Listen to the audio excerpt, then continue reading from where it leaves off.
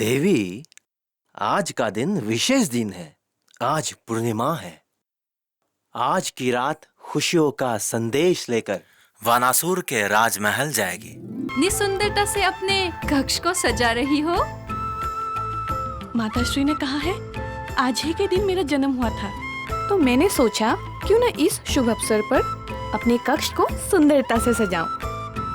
लेकिन मुझे ऐसा क्यों लग रहा है कि तुम किसी राजकुमार को न्योता देने के लिए ये सब कर रही हो।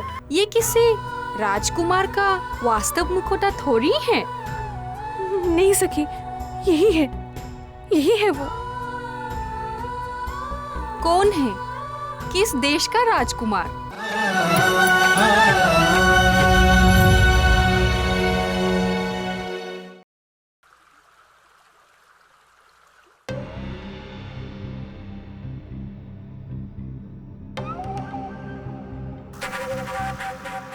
कुंभकर्ण महाराज, मिल गया है मुझे।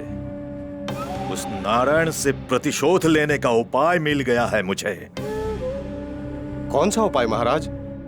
कृष्ण, द्वारकाधीपति कृष्ण नारायण का ही अवतार है। यदि मैं उस कृष्ण को युद्ध में परास्त करता हूं तो यह नारायण की ही हार होगी। हम द्वारका पर आक्रमण की प्रस्तुति करेंगे। आप भी कैसी बात करते हैं महाराज? क्यों?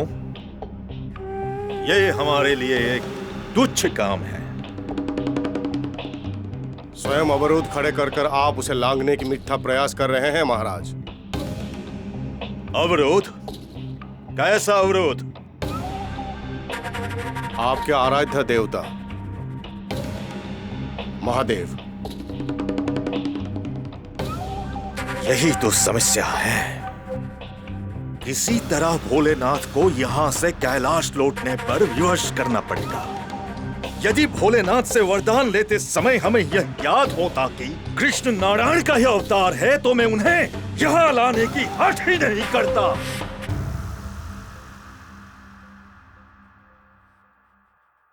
ये लीला तो माता पार्वती की है। माता पार्वती की लीला? उन्होंने भविष्यवाणी की थी कि इस मास की पूर्णिमा की रात को जो राजकुमार मेरे सपने में आएगा उसी से मेरा विवाह होगा। तुम सब विश्वास करो या ना करो, पर यही राजकुमार कल मेरे सपने में आया था। माता पार्वती, तो तुम्हारी सपना अवश्य पूरी होगी। पर राजकुमार है कौन? कैसे पता चलेगा?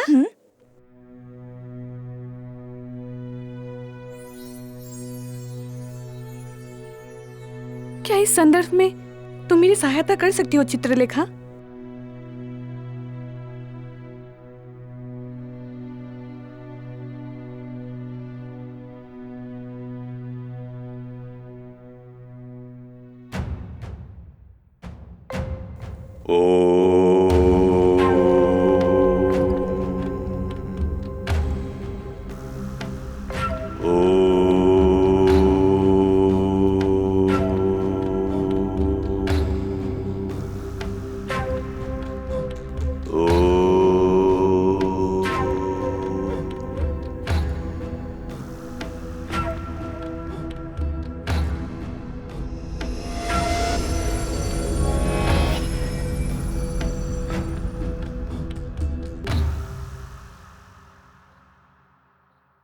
महाराज, ये आप क्या करने जा रहे हैं? विजय ध्वज को ध्वस्त करके अपने ही अंत को आमंत्रित करने जा रहे हैं। यह हठ त्याग दीजिए महाराज। आप मेरी अर्धांगिनी है ना? मेरी धर्म पत्नी, मेरी अर्धांगिनी। इसमें कोई शंका महाराज? फिर आप क्यों मेरी मृत्यु को आमंत्रित कर रही है? आपको मेरी आयु भी प्राप्त हो। आप सोच भी कैसे सकते हैं कि मैं आपकी मृत्यु को आमंत्रित कर सकती हूँ? आपको तो प्रसन्न होना चाहिए कि मुझे उस नारायण से प्रतिशोध लेने का अवसर मिल रहा है, और आप चाहते हैं कि मैं वो अवसर खो दूं। उस श्री कृष्ण को परास्त करना, उसका संहार करना ही मेरा एकमात्र लक्ष्य बन चुका है। परंतु महाराज, श्री कृष्ण नारायण के अवतार है। उनको हराना किसी के लिए भी असंभव है। महारानी, मैं अब पहले वाला बाणासुर नहीं हूं। मेरी भुजाओं में अपार शक्ति है। केवल एक ही संकट है, भोलेनाथ।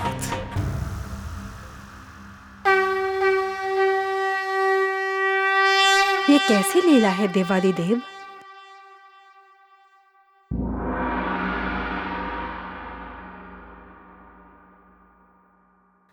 आपका भक्त बानासुर क्यों इतना उतावला हो रहा है?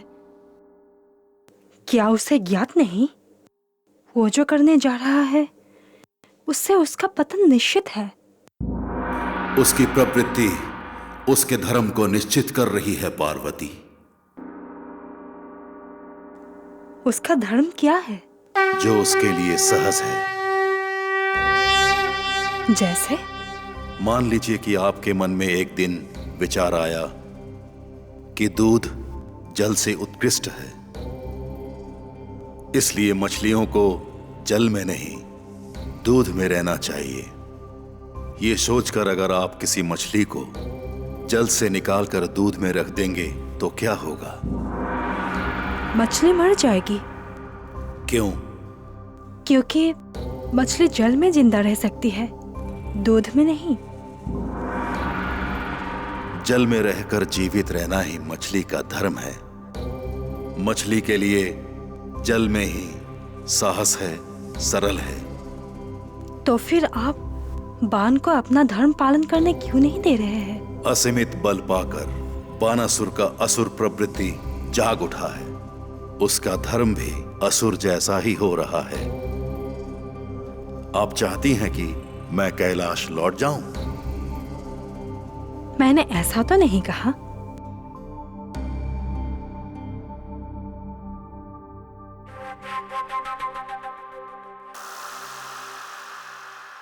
आप ये युद्ध का विचार मन से निकाल दें महाराज, और अपने कन्या के बारे में विचार करें। मेरे विचार से हमारी उषा विवाह के योग्य हो चुकी है। यही उचित समय है कि हम उसका विवाह संपन्न करें। ये विचार मेरे मन में पहले क्यों नहीं आया? मेरा ये अस्त्र जो युद्ध का सपना देख रहा था, वो सपना पूरा करने का एक ही मार्ग है। वो क्या महाराज? मैं अति शीघ्र ही उषा के स्वयंवर का आयोजन करूंगा।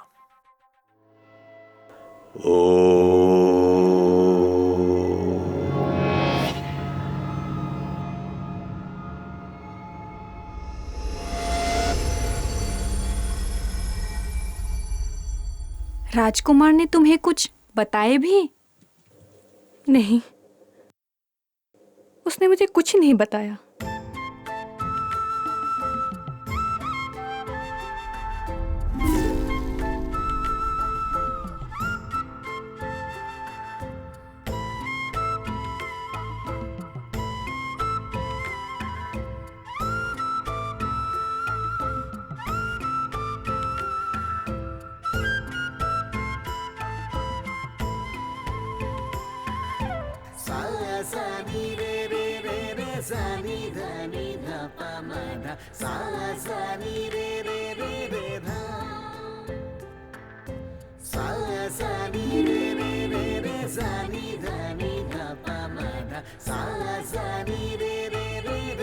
हम मिले और एक दूसरे को वरमाला पहनाए, बस। इसका मतलब तुम्हें उसका नाम तक नहीं पता?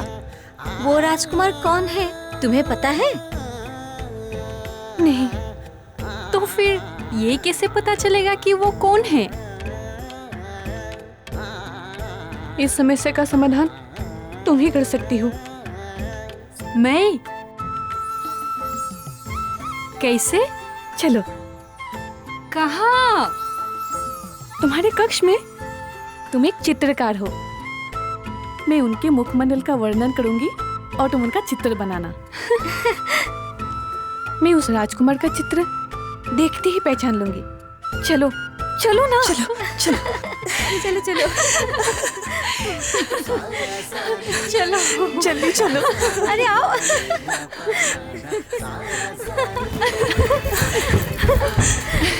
उषा तुम ऐसा करो, उसके मुखमंडल का वर्णन करती जाओ, मैं चित्र बनाती हूँ। ठीक है। उषा वर्णन करो।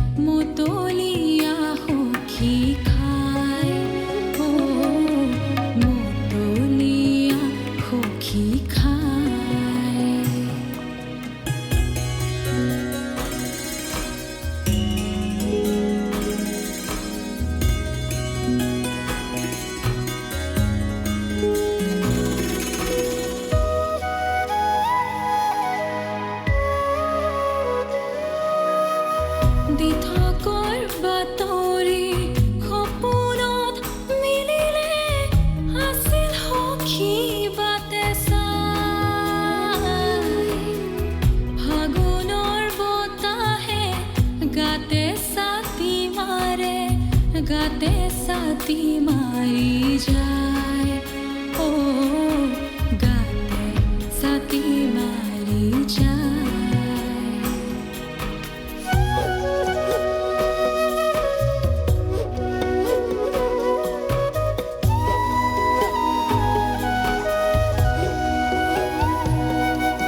सुमार बरखনৰ জ্যোতি পাই সখীয়াৰ গাতে উৱা দিহে নাই। সুমাৰ বৰখনৰ জ্যোতি পাই সখীয়াৰ গাতে উৱা দিহে নাই, ও গাতে উৱা দিহে নাই।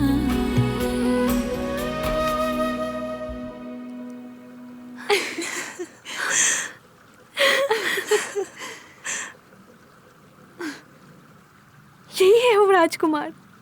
अच्छा, यही राजकुमार है। सखी लाओ मुझे। सखी दो ना। सखी ऐसा मत कर। सखी सखी सखी सखी मुझे दो ना। सखी सखी सखी अरे अरे सखी दो ना मुझे। देखो सखी ऐसा मत करो।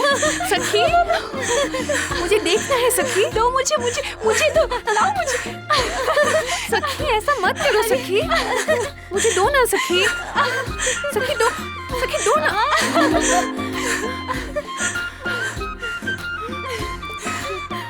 यही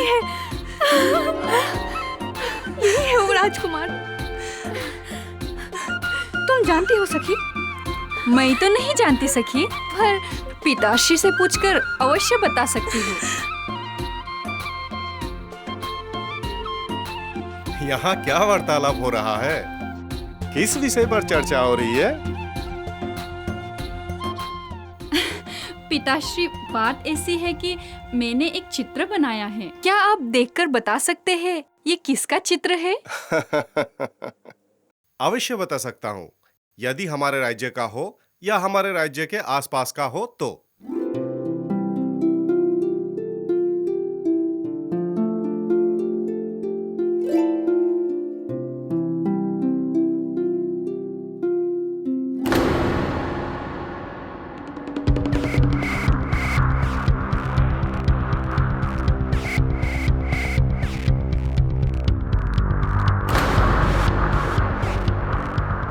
ये तो राजकुमार अनिरुद्ध है।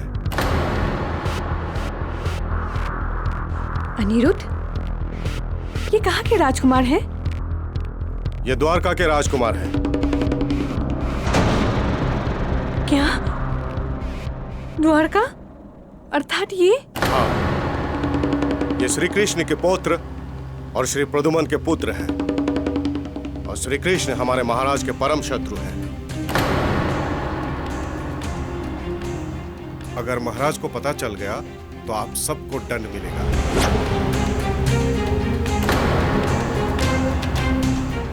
राजकुमारी, आप ऐसा ना करें। महामंत्री जी, इस चित्र को हम अपने पास रखेंगे। इस चित्र को ना हम नष्ट होने देंगे, ना ही किसी और को देंगे। मैं आपसे विनती करता हूं, यह चित्र मुझे दे दीजिए। कदापि नहीं।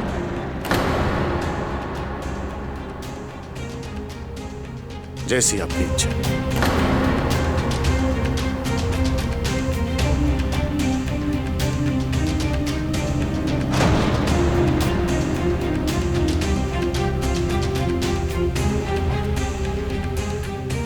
सखी, अब तो ये विचित्र समस्या हो गई है।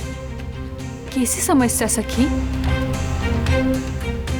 पिताश्री श्री कृष्ण को अपना परम शत्रु मानते हैं और वो कदापि श्री कृष्ण के पौत्र अनिरुद्ध के साथ हमारा संबंध नहीं होने देंगे। सखी, तुम अनिरुद्ध के सपने देखना छोड़ दो। ये असंभव है सखी। क्यों? ये सपना मैंने अपनी इच्छा से नहीं देखा है सखी।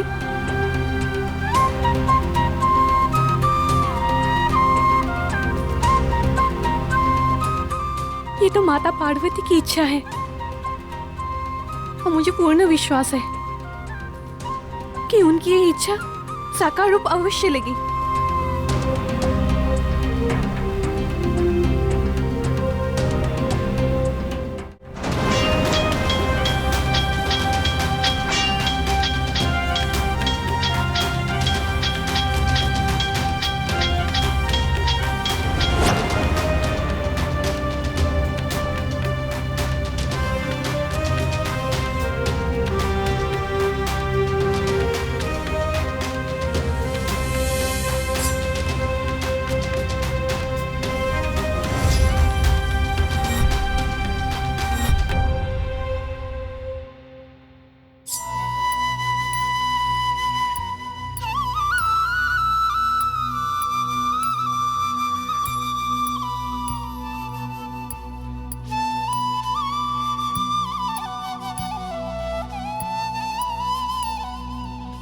भ्राता अनिरुद्ध, क्या हुआ?